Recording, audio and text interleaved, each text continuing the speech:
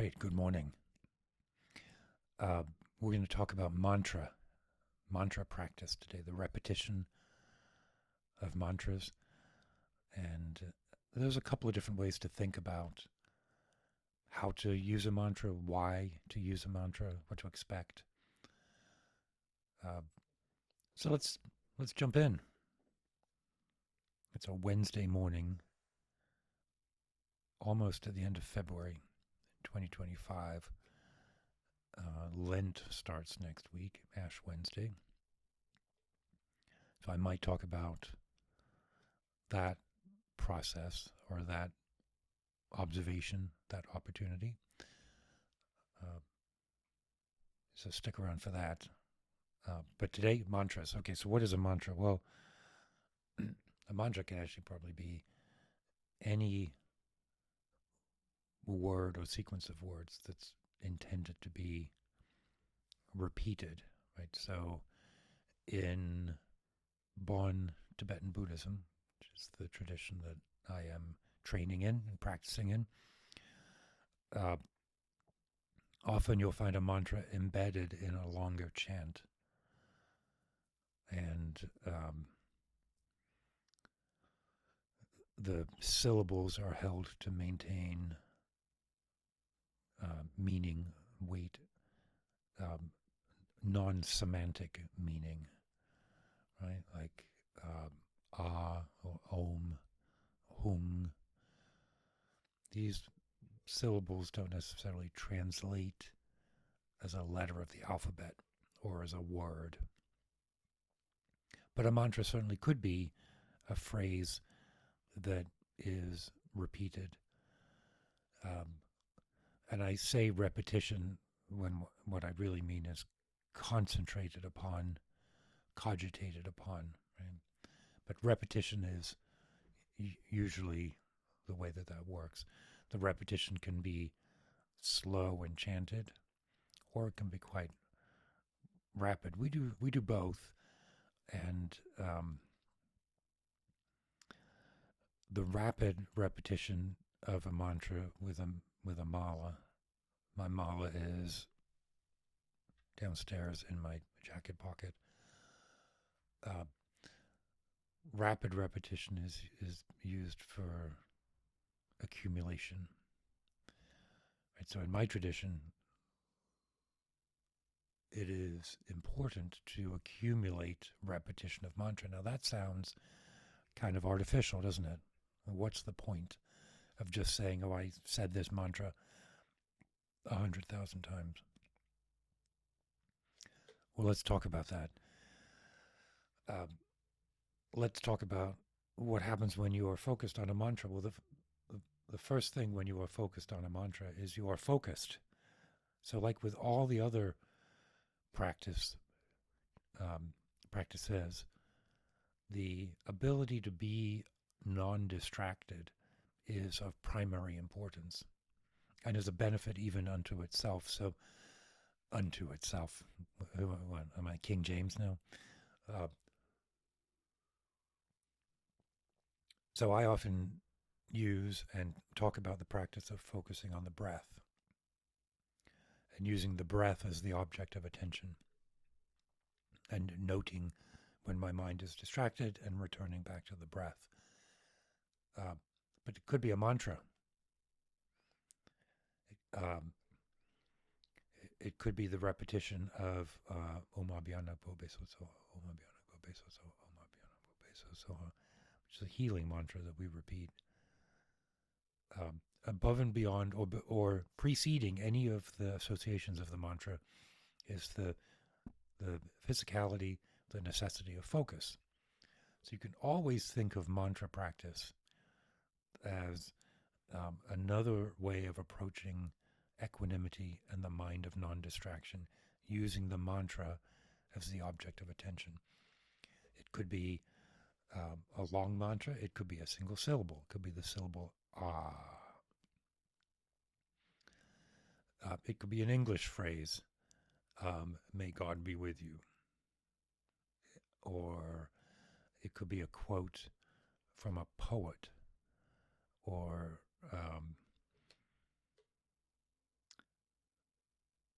I think the key is that you stick with it. Now, it helps to have the content of the mantra be meaningful. So let's assume now we've got focus. A mantra is also educational, right? Because a mantra can encapsulate a particular part of the teaching, whether that's cogitation on the impermanence, right? There's mantras that recite through the recognition of the impermanence of self. There are also chants that do the same thing. I think I'm distinguishing here between a chant that has many, many lines that may indeed be intended for repetition, as opposed to a mantra which is like the pith, the core of that teaching. So when you recite the mantra itself may contain an instruction or recognition or a realization on impermanence or on self and other or any of the foundational teachings. But it's often representative of a larger chant or process or practice. And so as you repeat the mantra and achieve stability, you're also reminding yourself of the actual teaching. A lot of the Nundro practice, Nundro is a word that's used to refer to foundational practices. And there's 9 of them that we focus on, at least in the tradition, that I practice. And they start with Guru Yoga and refuge, compassion, like some very foundational practices.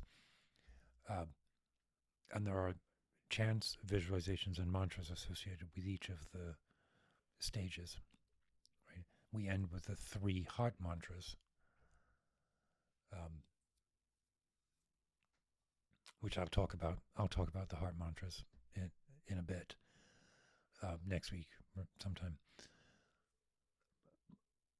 But these are representative of a body of teaching. Okay, so a mantra allows you to experience equanimity because it's the object of attention, and it enables sort of a reflection on the depth of teaching. It's educational. It's a reminder of the foundational principles. Okay, a mantra is also like a key into a visualization, and with the visualization comes an experience. So with each mantra, when the mantra is taught, there's a visualization of the guru and emanations, or of a deity form. And as you recite the mantra, you can visualize the participating form of the mantra, kind of out there, and then gradually you become the mantra in the visualization. There's a visualization practice where every organ becomes an emanation of the loving mother, and then it becomes increasingly rarefied. Every nerve ending, every pore in the skin, every taste bud on the tongue becomes an emanation of the loving mother reciting the mantra, right? Which is then an experience that we have. It's not just an image, but it's an actual shift in our sense of the body, beyond that sense of equanimity, right? Now there's a sort of a cultivated experience that comes with the mantra, because the mantra reflects a teaching which has an associated image and mandala or tanka behind it, and we embody that as we meditate. So when I perform that practice and I deepen it, it isn't me reciting the mantra, it is the loving mother emanating through that mantra, right? which ties into the sense, the impermanence of the self. If you're not comfortable with the idea of deities, and don't worry about it. It's a form that allows you to experience a different shape of energy within your body that begins with equanimity and kind of stabilizes into a sense of um, not self, which kind of lends itself to the last piece that I'll talk about today, which is um, kind of around the accumulation of mantras. We talk about the accumulation of wisdom. So the accumulation of the mantra represents a deepening of that experience. It isn't just a check mark that says I said this mantra 100,000 times. It's really that it's like the 10,000 hour thing, right? Have you heard that? Malcolm Gladwell. That's at least where I first heard about it. If you want to achieve mastery of any topic or physical exercise practice, it takes 10,000 hours. Uh, I don't know how long that is. Hey Siri, how many years is 10,000 hours? 10,000 hours. Well, that was dumb. Anyway, 1.1 something years. When I talked to Siri, the recording here stopped. So um, hopefully I can piece that back together. So imagine you did nothing except one thing for a year. You'd be pretty good at it. I don't know if that, look, I don't know. 10,000 hours is a long time, but the idea, right, you get the idea. Repetition, accumulation of practice stabilizes and matures. But I think it comes back to something even more basic. And I don't mean basic in rudimentary sense, I mean basic in foundational senses, that if you are reciting a mantra, you are not thinking unskillful thoughts. And for me, where I am, that is the number one benefit.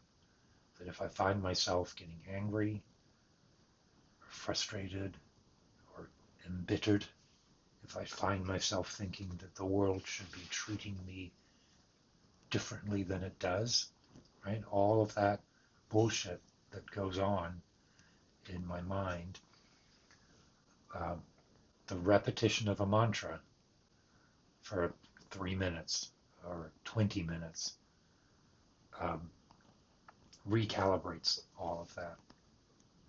So set aside everything else. It's like what your mother used to say, when you're angry, before you say anything, count to 10. Well, when you're angry, before you say anything, recite the loving mother mantra for 108 repetitions. Use your mala. It sounds so simple, doesn't it? But all of this stuff is simple, and it has all of these aspects and attributes of imagery and experiences, and you don't need to buy into any of that. I do. I mean, to the extent of my practice, the visualization and that experience of kind of a softening of my sense of self, an opening of my heart, that comes along with mantra practice for me. But you might think that that's an unnecessary level of complexity, that I'm just working through my own issues, and I am, for sure. At the core of it, reciting a mantra is a skillful means. And if you're reciting a mantra, you're not telling someone to fuck off. So that's good. That's good practice. Anyway, with that, I'm going to wrap up, start to get ready for work, and I trust you all. Keep your wits about you.